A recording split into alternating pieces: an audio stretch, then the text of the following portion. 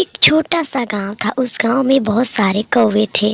उसी गांव में नंदू और भोला नाम के दो मित्र रहते थे। उन दोनों के बीच काफ़ी अच्छी मित्रता थी, इसलिए वह हमेशा एक साथ काम करते थे। एक दिन की बात है, नंदू अपने घर पर चाय पी रहा होता है। तभी भोला उसका मित्र वहां पर आता है।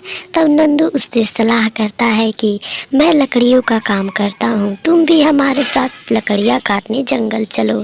फिर जब भोला अपने घर पर आता है तो अपने पत्नी से कहता है, अरे हमारे पास ऐसे भी कुछ खाने पीने के लिए नहीं है, इसलिए हम सोचते हैं कि हम कोई क्यों ना कारोबार शुरू करें। मेरा मित्र नंदू ने कहा है कि मेरे साथ लकड़ियाँ काटने जंगल चलो।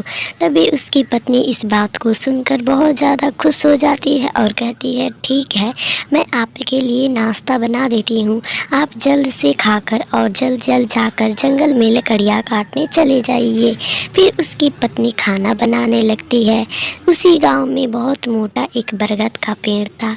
उसी बरगद के पेड़ से एक दिन एक घायल कौवा नीचे गिरता है।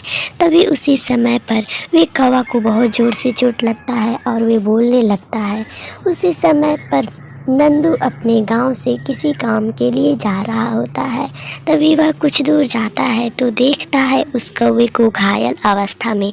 तब नंदू कहता है, अरे ये तो बहुत बेचारा है, इसको बहुत ज़ोर से चोट लगी है, चलो मैं इसे अपने घर ले जाता हूँ। फिर नंदू उस कौवे को उठाकर और अपने घर ले जाता है। तभी नंदू की पत्नी वहाँ पर आती है और कहती है, अरे इसको आपने घर क्यों लाया, मैं इसको अपने घर पर नहीं रख सकती, जहाँ से लाए हो वहाँ पर ले जाकर छोड़ दो। फिर नंदू अपनी पत्नी की बातें सुनकर उस कौवे को जंगल में छोड़ने के लिए ले जाता है।